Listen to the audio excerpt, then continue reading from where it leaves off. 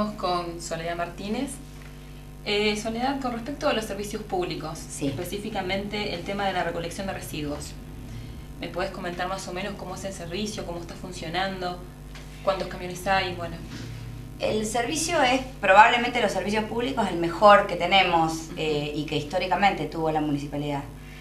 El estado general del área de servicios de la municipalidad yo podría definir que es probablemente el lado más flaco de la gestión que tengo a mi cargo, y no por una cuestión de decisión o de voluntad, sino porque estamos en un momento en donde la vida útil del equipamiento de la municipalidad está entrando en un proceso de obsolescencia que no se puede remontar si no se reequipa el municipio.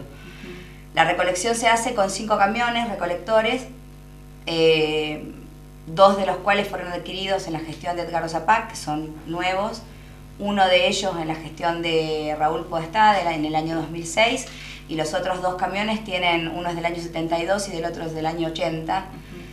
Es equipamiento muy viejo. Ocurre entonces lo que todos los vecinos perciben: es muy difícil tener un mes en el que podemos hacer el servicio regular de recolección porque siempre tenemos alguno de los camiones rotos, y eso implica modificar los tiempos de los otros recorridos para cubrir al menos parte del recorrido que nos queda sin poder hacer con ese camión, a lo que se le suma una estructura de personal muy ajustada para poder compensar si hay alguien que falta o alguien que presenta un certificado médico. O sea, ¿es deficitario este servicio? No, yo no diría que es deficitario, yo diría que es un servicio para el que hay que invertir. Estamos en un momento en el que hay que invertir en la municipalidad. ¿Se ha pensado en esta actual gestión cambiar esos camiones que ya son de la década del 70, del 80? Estamos esperando la llegada, entendemos que la próxima semana o la próxima, de 2 camiones compactadores que hemos comprado a través de una ordenanza de leasing que nos ha autorizado el Consejo Deliberante, con el que vamos a reemplazar los 2 camiones más viejos, pero que nos va a permitir, justamente porque los 2 camiones todavía están en uso, aunque deberían tener un uso más espaciado que el que tenemos, nos van a permitir poder paliar si llegáramos a tener algún problema con otro. Exactamente. O inclusive poder pensar en recorridos que son menos intensos, pero a los que hoy no llegamos. Por ejemplo, a la sección 15, que es toda la sección detrás del Hotel Casino, nosotros vamos por 1 o 2 calles nada más, no hacemos todo el recorrido. Quizás, como es menos intenso el recorrido, podríamos pensar que uno de estos camiones más viejos lleguen a ese lugar. Tenemos un reclamo de la colonia Pastoril, el Michacheo, que tampoco llega, pasa 2 veces por semana. Bueno, esos lugares podríamos atenderlos con estos camiones, porque lo que ocurre hoy es que los camiones recorren aproximadamente unos 50-58 kilómetros por noche cada uno, a lo que tienen que sumarle la llegada al basurero. Entonces, un camión viejito como los que tenemos está expuesto a romperse en cualquier circunstancia. Si vamos con ese camión a la colonia Pastoril El Michacheo, por ejemplo, con una sola recorrida, levantamos toda la basura, va una sola vez al basurero, vuelve y descansa, y nos permitiría prestar ese servicio. ¿Hay algún barrio que no cuenta con este servicio de recolección de residuos? Y toda la parte no consolidada de la ciudad, detrás del Hotel Casino, no tiene servicio regular de recolección. La parte no consolidada del Bellavista, de la calle Giovanetti hacia el acceso a Fortabat, tampoco tiene servicio de recolección regular. Pasa por una sola calle, los vecinos acercan la basura, a veces en contenedores, a veces la dejan en un lugar convenido con el recolector. Y por supuesto los sectores más alejados, como la colonia Pastoril y el Cañadón, a donde tampoco llegamos, pero ahí tenemos otras cuestiones que definir. Tenemos que definir si es una zona urbana o si es periurbana, si la condición de uso del suelo es para que sigan siendo de transición de actividades productivas o quieren ser residencial, lo que también va a definir el nivel de responsabilidad que tiene el municipio respecto de los servicios, justamente en función de la superficie de los lotes y demás. Está bien. Bueno, otro tema puntual de los servicios públicos. Sí. TUMSA, específicamente, ¿cuántos colectivos están funcionando? ¿Cómo está actualmente la situación del servicio de TUMSA? La verdad que el servicio del TUMSA es malo. Es malo el servicio que presta el municipio, aunque lo prestemos con todo lo que tenemos. Es decir, cuando no tenemos ningún problema con los colectivos, el servicio es malo. La ciudad es muy grande, tenemos un solo colectivo por línea, la brecha entre las tarifas del servicio de radiotaxi y el colectivo es cada vez más grande, lo que hace que haya cada vez más usuarios en el colectivo. El boleto estudiantil nos ha generado a nosotros unos 4.500 usuarios del servicio de transporte urbano, el gratuito, ¿sí? Lo que hace que tenga desde ese lugar un uso muy intensivo también, pero nosotros entendemos que el servicio es estructural, ha sido estructuralmente mal concebido. El TUPSA tiene 6 colectivos, el servicio de línea. Uno de ellos está adecuado para personas con discapacidad, pero no lo podemos poner en funcionamiento porque la adecuación que se hizo, la única adecuación que se hizo fue poner un escalón hidráulico en la mitad del colectivo, pero no se hizo la remoción de ninguna línea de butacas, ni de sillas, ni de asientos, lo que inmoviliza la única silla que alcanza a entrar en el transporte. Entonces, y te inhabilita la salida, la entrada y la salida. Entonces no lo podemos habilitar. Con lo cual tenemos 5 colectivos. Hay 4 líneas de recorrido municipal, muy extensas todas ellas, y tenemos 4 colectivos para 4 líneas. Nosotros no podemos sacar los colectivos, no los podemos desafectar ni siquiera para hacerles la verificación técnica. Entonces cuando se nos rompe un colectivo, se suspende, se interrumpe ese recorrido. Sí. El otro colectivo se fue empezando a usar como repuesto de las roturas de los demás, entonces no está nunca armado, hay que armarlo para que salga. La verdad es que la relación adecuada, mínima relación adecuada para prestar un servicio de transporte urbano es de 3 unidades por recorrido, lo que te permite tener casi un turno por colectivo o la posibilidad de tener el reemplazo si tenés alguna rotura. ¿Y por qué no se renovaron las unidades? Porque no tenemos margen, necesitamos, el último presupuesto que tenemos para comprar 4 colectivos es 4,5 millones de pesos en la modalidad de leasing, que es la única que se nos ocurre posible para disponer. Hemos intentado varios caminos, nos hemos vinculado con Indalo para ver qué posibilidades tenemos de recibir en donación algunos colectivos que han desafectado, aunque sea para los recorridos más alejados. Le hemos pedido a la Secretaría de Transporte de la Nación la donación de vehículos que muchas veces las empresas de transporte, en particular las de larga distancia, dejan ahí flotando, renuevan sus unidades con más periodicidad del tiempo de vida útil de las unidades por la Ley Nacional de Tránsito. Hemos iniciado la gestión para adquirir por la operatoria de leasing en un programa que anunció la ministra Débora Giorgi el año pasado para fortalecer a las empresas carroceras que hay en el país, pero no tiene implementación todavía ese programa, así que no hemos tenido todavía respuesta. Así que hemos ocurrido por la vía del leasing ordinario, del leasing financiero, no del operativo como el que nos vinculaba con las empresas carroceras, pero la verdad es que no hemos tenido mayor atención de la sucursal local del Banco de la Provincia porque no manejan bien la operatoria de leasing para municipios. Entonces hemos convenido luego de las elecciones acercarnos a hablar con la gerencia provincial del banco para ver cuáles son las condiciones previstas para los municipios y veremos si podemos encarar la compra de al menos 2 unidades en esta primera etapa. Está bien. Con respecto al servicio de agua potable que lo presta el ente, el ANSEP. Sí. Existe una deuda con el instituto, sí, que se ha venido generando y hoy ya es una deuda bastante importante. ¿Cómo se piensa hacer frente a esa deuda? Mira, nosotros le hicimos una propuesta formal, que no fue una iniciativa nuestra, fue una iniciativa del Instituto de Seguridad Social, sobre la base de una conversación que ya habían iniciado con el intendente Edgardo Zapag, por la que el Instituto de Seguridad Social se propone construir su sede propia en la ciudad de Zapala y necesita un terreno que tenga determinadas condiciones de accesibilidad, especialmente pensando para las derivaciones y las salidas y las llegadas rápidas de las ambulancias a la sede del instituto.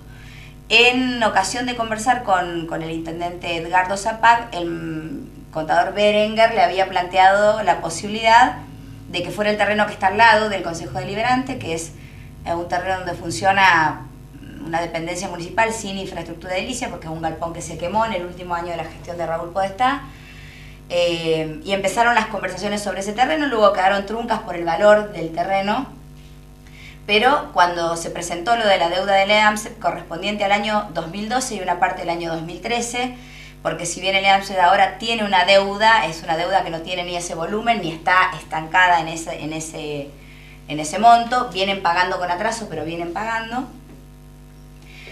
nos volvió a plantear la posibilidad de que avanzáramos en el convenio con ese acuerdo, con ese terreno, y a nosotros nos parece una iniciativa interesante. La verdad es que nos parece interesante que el instituto quiera invertir en Zapala, nos parece interesante que quieran hacer un edificio, nos parece interesante que la imagen de la ciudad sea en un lugar que ha quedado tan vistosa por la remodelación de la ruta, un edificio en condiciones y no ese galpón abandonado prácticamente en las condiciones que funciona casi como depósito de espacios verdes.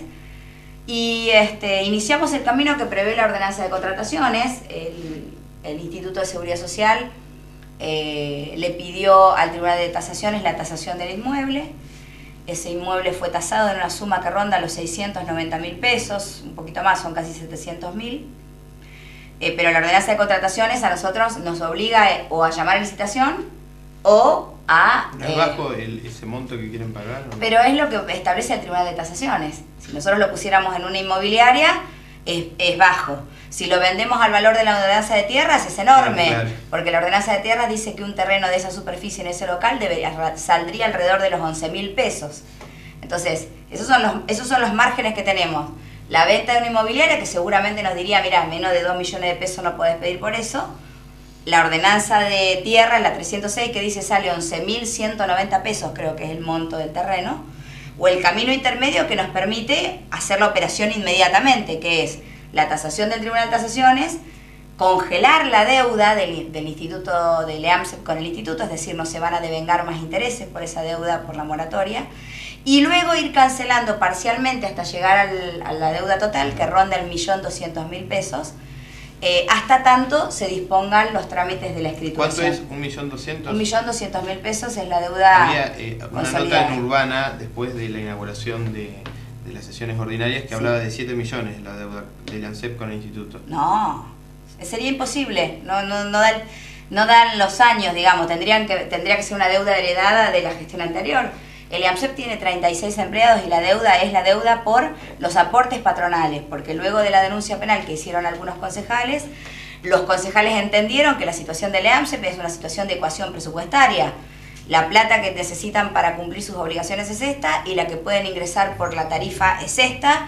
Si falta hay que sacarla de algún lado, pero a partir de ese momento se empiezan a pagar con más regularidad, ni siquiera puntualmente, pero con más regularidad, las contribuciones, que es el aporte que los trabajadores hacen al sistema. ¿Habría que aumentar el agua para sanear financieramente al ente? Yo creo que sí, yo creo que la tarifa del agua es baja. Lo que creo que hay que aumentarla en un sistema que sea más justo y que tenga segmentada la capacidad tributaria de los sectores con los que atendemos el agua, que está acá por una cuestión desde zonificación hasta condición socioeconómica. Podríamos perfectamente establecer un escalonamiento, un rango de franjas tarifarias que permitan que los que más posibilidades tienen de pagar subsidien de alguna manera a quienes menos posibilidades tienen de pagar.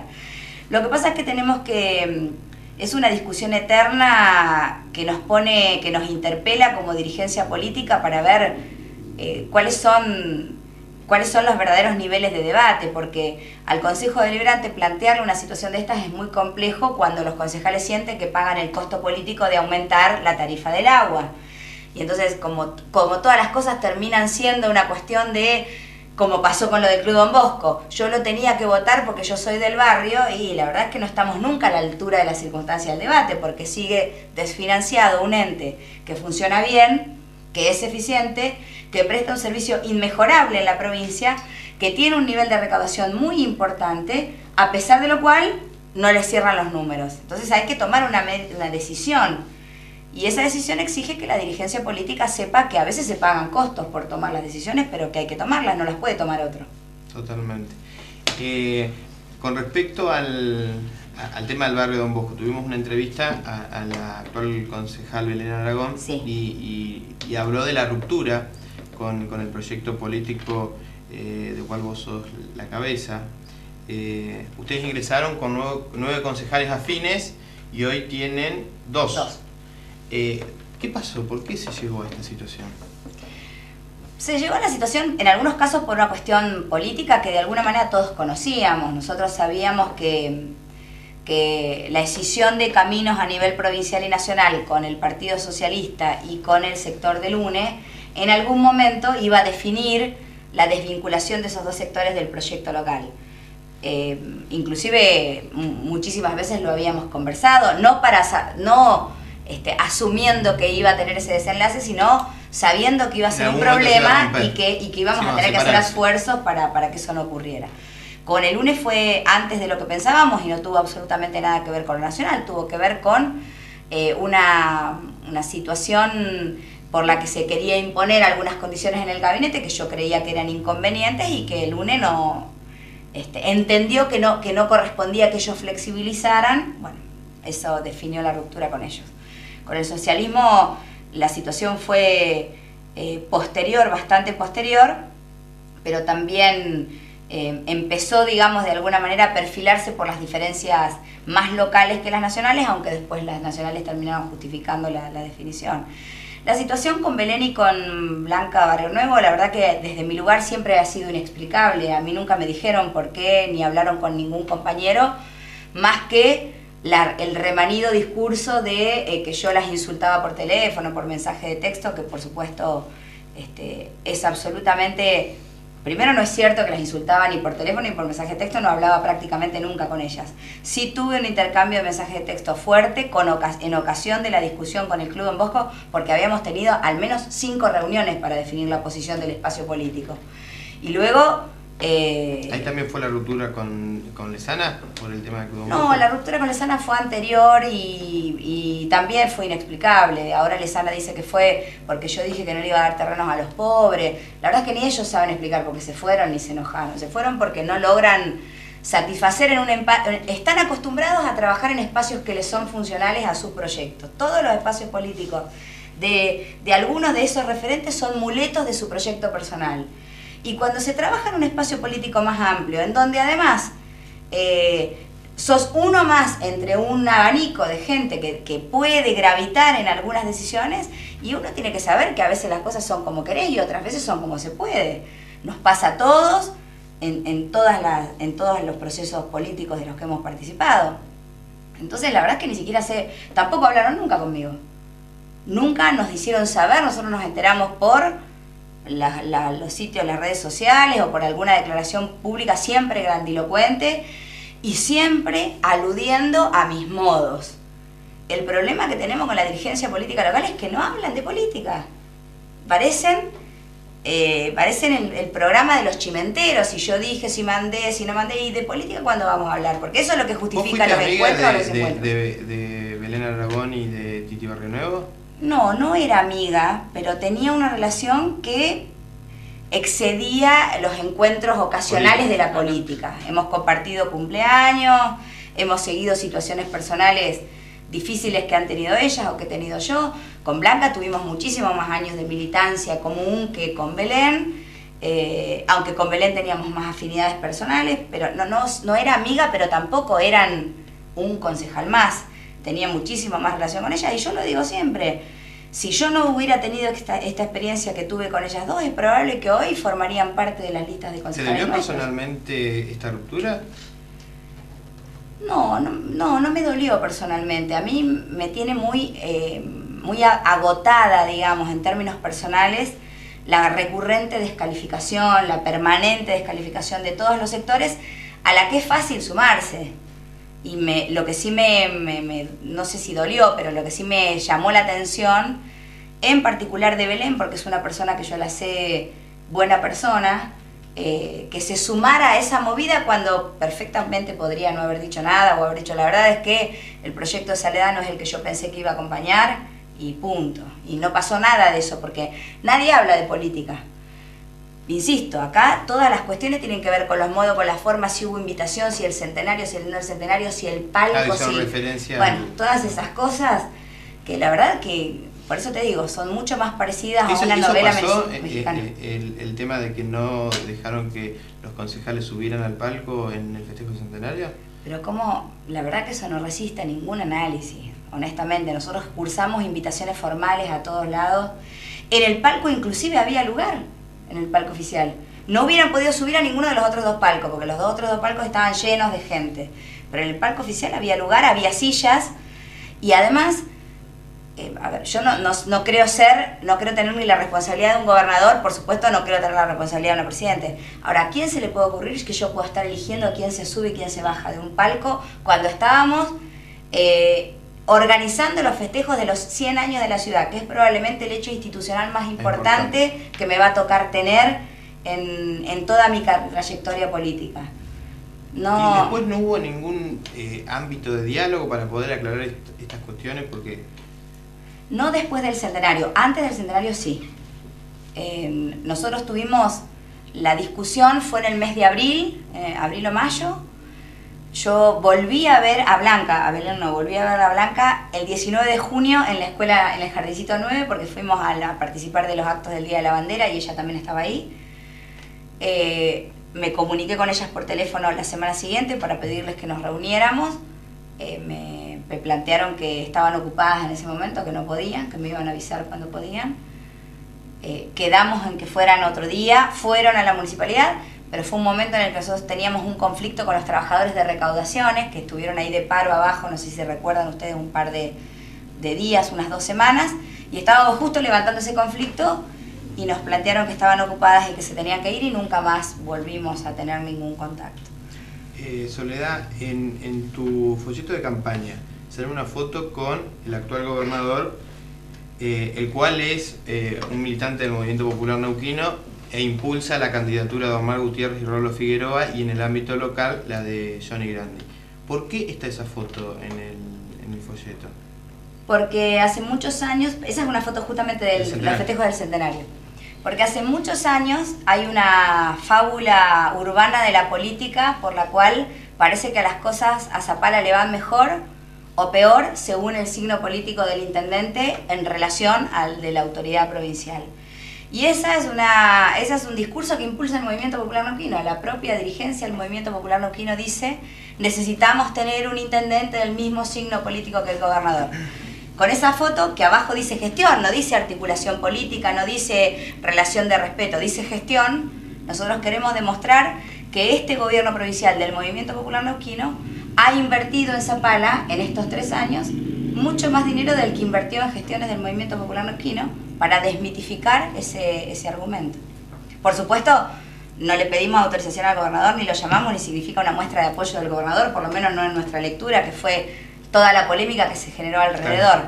Pero lo que queremos claramente es decir que cuando hay gestión, que es nuestra experiencia. Yo no me reúno con el gobernador, por supuesto no me reúno ni todos los meses, ni me he reunido muchas veces, me debo haber reunido unas 6 veces. Y no en un ámbito político partidario. Y no en un ámbito político partidario, jamás. Yo cuando me reúno con el gobernador no le llevo ningún problema doméstico. Yo no le digo al gobernador: se me rebalsan las cloacas, se me rompe el camión recolector. Yo me siento con el gobernador a decirle: gobernador, en la región centro necesitamos inversión estratégica. Centro de convenciones, el gobernador nos dijo que sí. Gas del parque industrial, el gobernador nos dice que sí. Respaldo para la gestión antenación de la zona franca, la tomó el gobernador. Y cuando el gobernador sale en la foto sentado con Kichilov, sale con la carpetita que le entregamos nosotros desde nuestra área específica. Así que ¿cómo no vamos a dejar en evidencia que aún cuando el gobernador es del Movimiento Popular Neuquino y nosotros somos de otro espacio político, nos hemos encontrado con un respaldo indiscutible? Porque me parece que lo que el gobernador tiene claro, y no lo tiene claro toda la dirigencia del movimiento, en particular la local, es que la política tiene un momento, y entre momento y momento de la política hay 4 años de gestión en el medio. Los zapalinos acompañan las gestiones provinciales del Movimiento Popular Neuquino. Los zapalinos quieren al gobernador, lo quieren, le demuestran afecto cuando viene, se sacan fotos, lo vienen a saludar, le entregan cartas.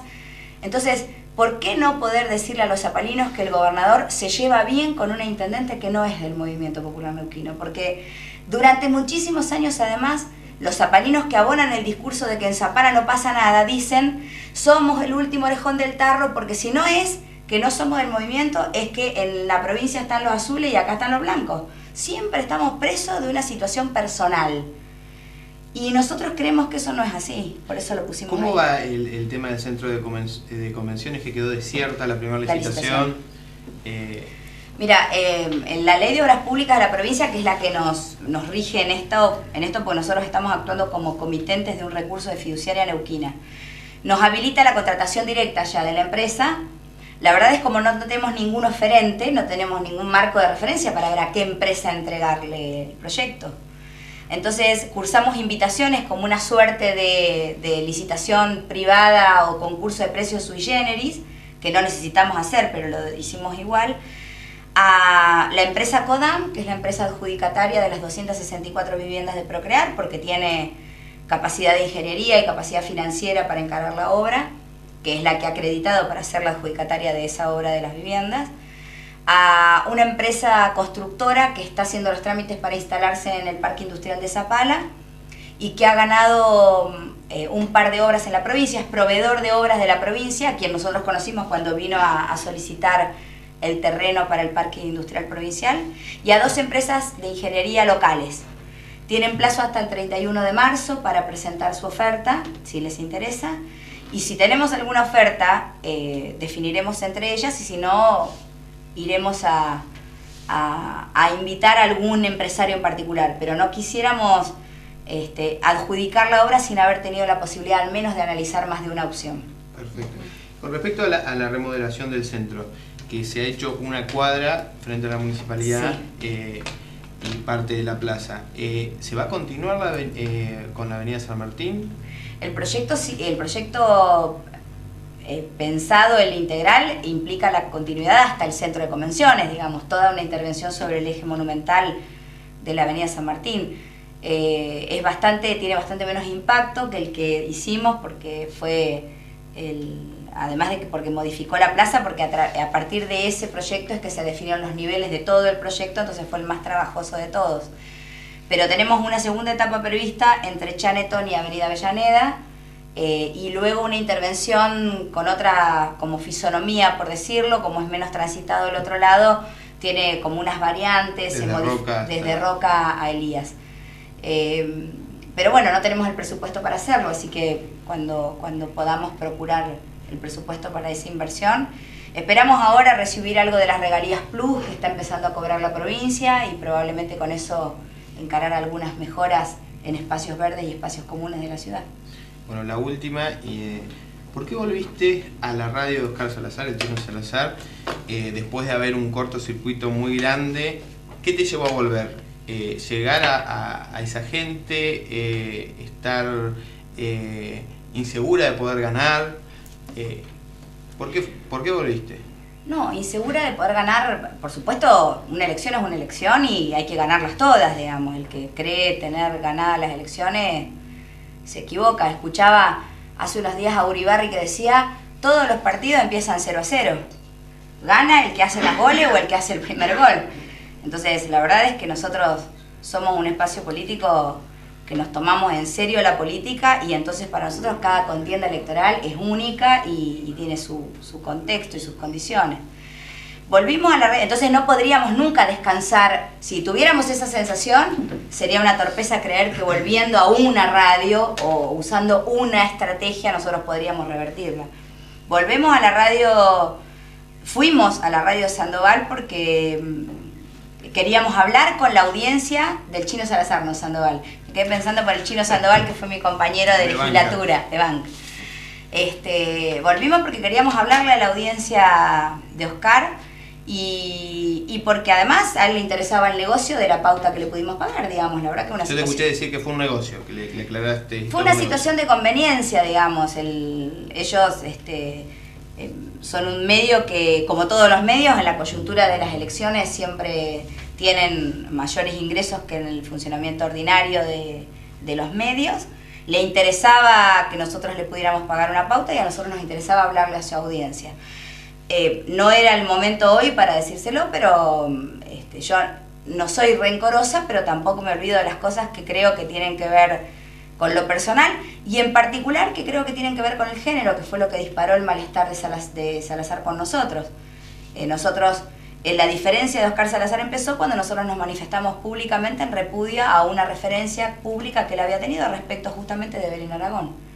Eso disparó, digamos, su malestar, y lo seguimos pensando aún cuando Belén Aragón esté en otro lugar, y nos sigue pareciendo que maneja un lenguaje sexista y peyorativo respecto de las mujeres, que creemos que como comunicador tiene que revertir, pero será otro el momento en el que podremos discutir esas cosas.